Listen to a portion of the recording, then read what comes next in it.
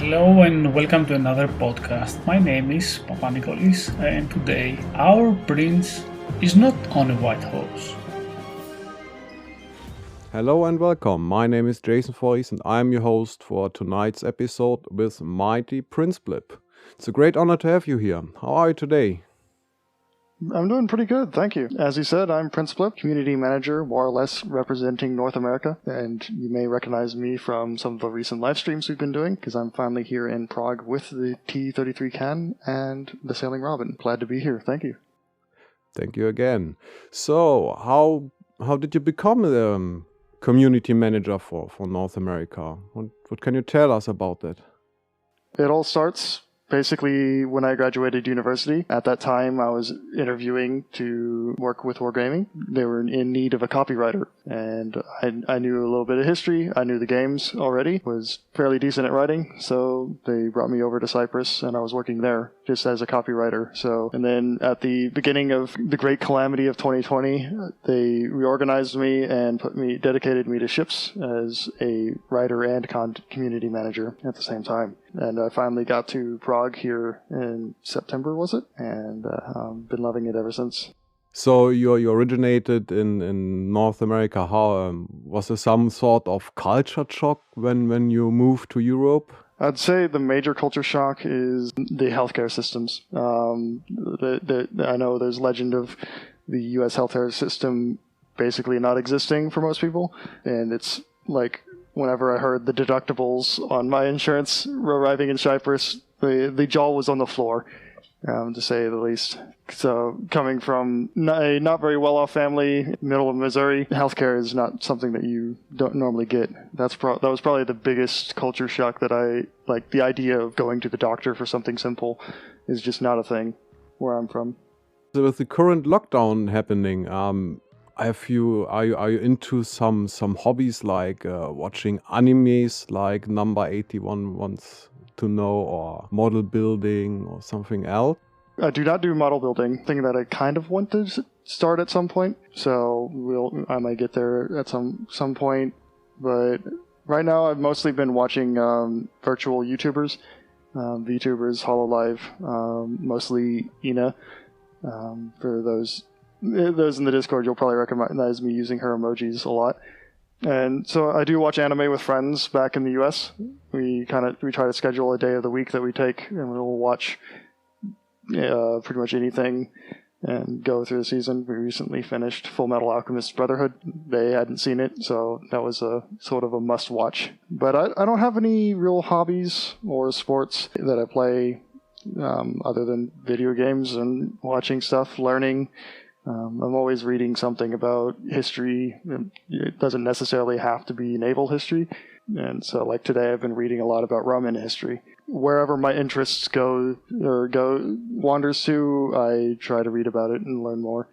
Very interesting, because besides video games, I do basically the same, wandering around YouTube and all that stuff. So you said it's not necessarily a naval history that you're interested in, but there's a rumor that you are some sort of the unofficial wargaming historian about ships. Some users like Flying Dutchman or Turtleman17 wants like to know what's your most interesting story or fact based on naval history that you can share with us. The parts that I like about naval history the most is design and development and engineering of ships. So I guess I can share a few of those that I find really interesting. So like people might know me famous for pointing out the flaws in famous ships, specifically Bismarck, but also the Iowa. This is one of the facts that I like pointing out about Iowa, in that the way that torpedo defense works is most of the effectiveness is determined on how deep and how large the torpedo defense system is in the ship. The Iowas are around about 5.5 meters of depth is the torpedo defense layer. There are more complex and less complex systems. The US's tend to be more complex in many layers, but it turns out that the more complex you make things doesn't add too much to the effectiveness. So you compare the Iowa, which is a 45,000 ton base design ship. It got larger than that later, but you compare that to the Dunkirk, which is a French design of around 27,500 tons. And the Dunkirk has 7 meters of effective depth, which is insane for a ship that small. And I think that's very interesting to note. It seems like the U.S. were not adequately prepared for torpedo defense in their capital ships, which kind of showed up a few times in the war, at least with the carriers. And I guess a couple other fun facts. The Italian battleships' range-finding systems were probably the best in the world during World War II.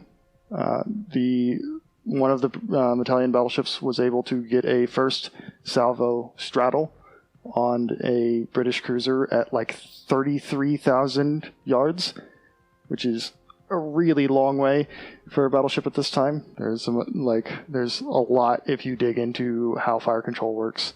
That is insane. I don't really have a favorite battle or favorite historical story or battle. That's not where my mind tends to go to. Jutland would probably be my favorite, even though it's very mainstream. It's the idea of a 6-mile long line of battleships is just insane. Now that the facts that you presented us are always pointed a little bit towards battleships. So from the public available data from your PC account, you're mostly playing battleships and IJN ships.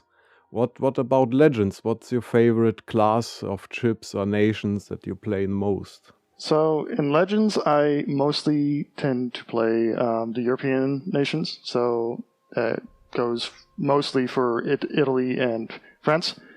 But that would be casual playings. The large majority of what I play in Legends is just what's the newest thing that is coming out, because I need to be able to write about what is coming up and what is available in the new updates. And so that's where most of my time in Legends is spent. So right now that would be the British heavy cruisers, playing them off and on, and the Siegfried. That's where I spend most of my time in Legends. So it shifts update to update, and that's just the way it is. I don't play as much Legends as I would like. I play more PC than I play Legends. That is because I have friends on PC that are old and don't have consoles. So that's just why. So you said in Legends you play always the newest stuff. Recently had the carrier test event. Can you share with us what's the points of interest that the developers and you as community managers have into that event? What stats are the most interesting for you that you can gather from that event? So one thing to keep in mind is that we don't always have a direct dialogue with the game designers and the game, like the balance guys, the Department of Balance.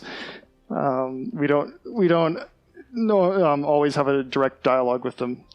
So we don't know exactly where they're thinking right now, and we can't share what we know because it's too soon to say, and things are always kind of subject to change. And we're still also compiling our interpretation of the feedback, because we can't necessarily take one player's feedback and develop it directly in the game. We have to compile a big picture view, and so we have to create then an interpretation of that view of what we think the community wants to see, and then we deliver that to the developers, and they interpret that and do what can be done, but also they have their own interpretation of what should be done in terms of balance. Kind of what I can say the carriers are looking at in the future is the feedback that we forwarded was that dive bombers, we want those to be a little bit more consistent, because it's hard to hit something with a dive bomber, so you might want to make that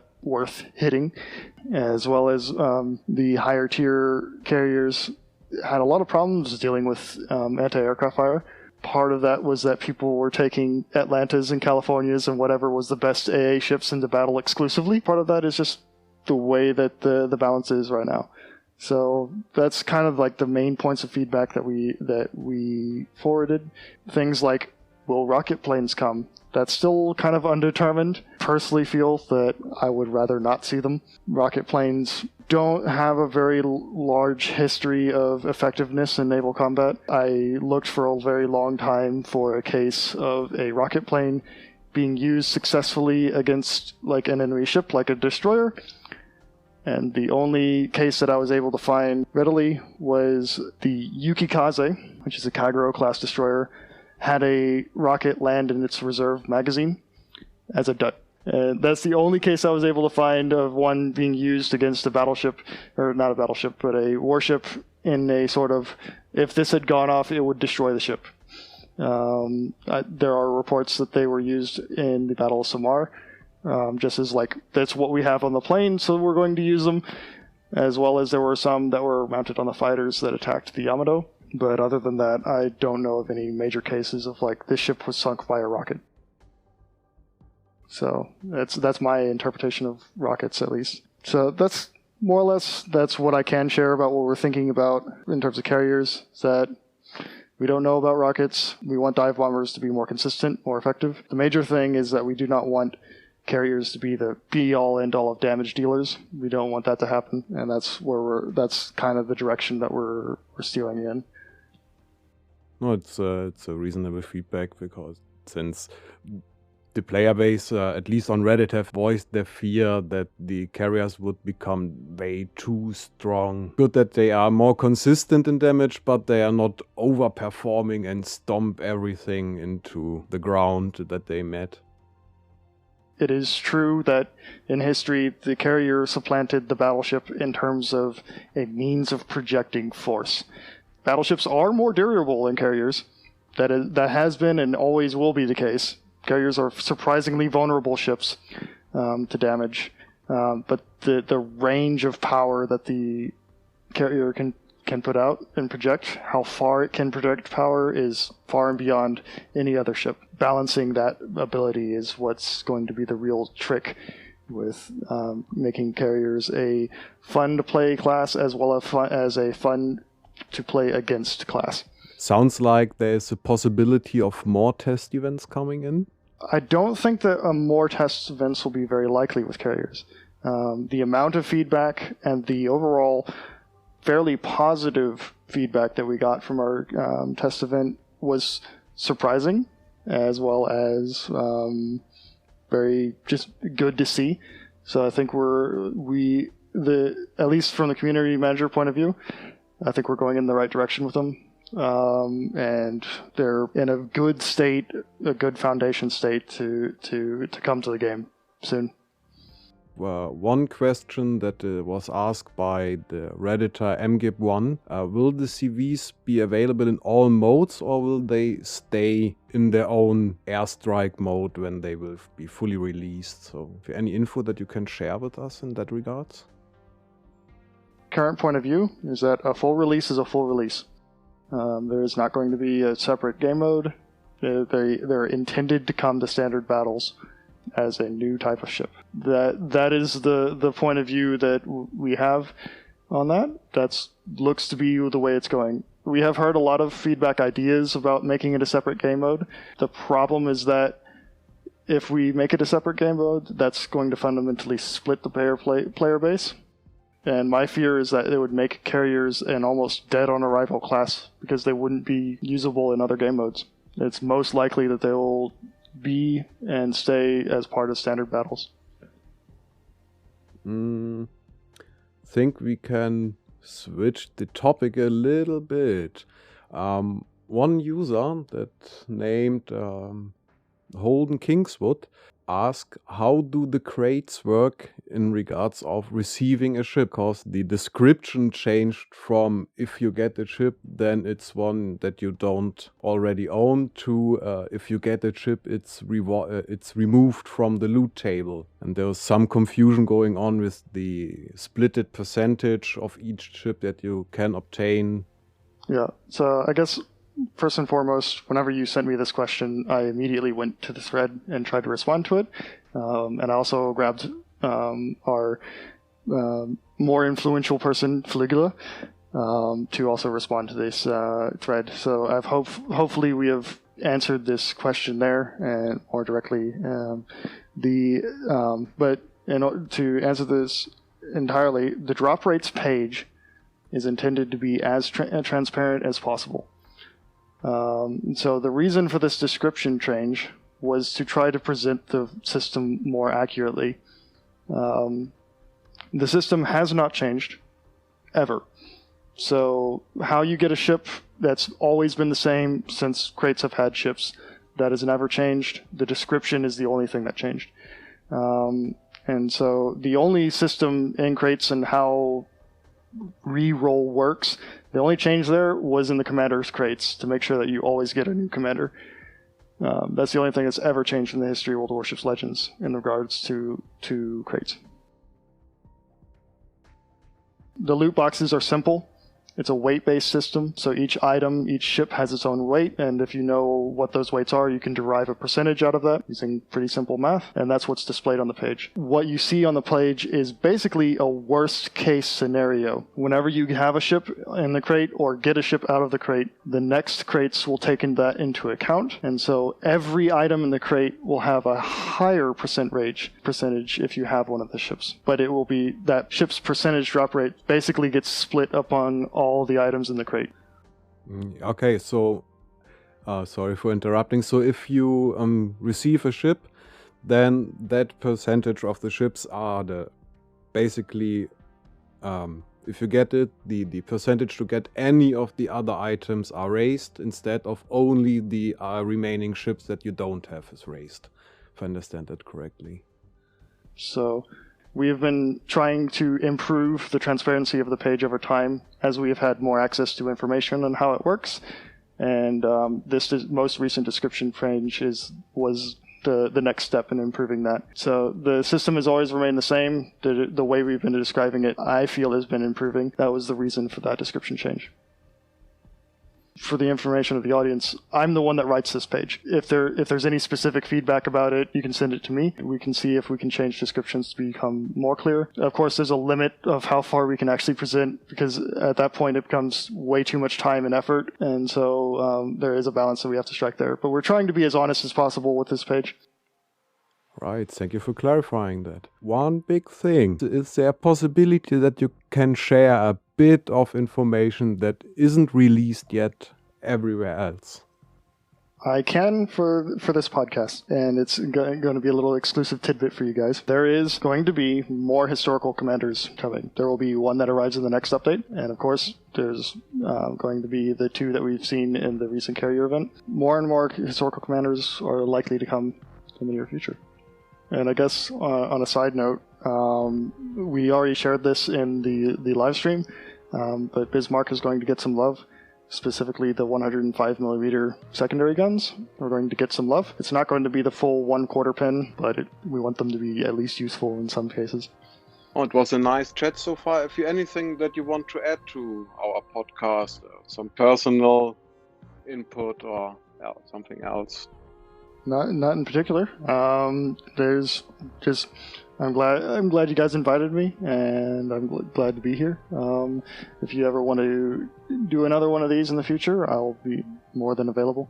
And if there's any sort of interesting questions or interesting historical tidbits, I'm more than willing to answer them or try to find answers for them. I don't know everything. I only know what I know. So if there's an interesting question, you can send it to me and I can try to find an answer. You can't make any promises there. I feel like I have a fairly wide variety of sources now, but there is always limitations. So thank you for being our guest tonight. It was a great and very informative chat that we had. And I think the teaser will be very well received by the community. Thank you very much, and hopefully we met in another episode in the future. Thanks for having me. Hopefully we'll see you again too.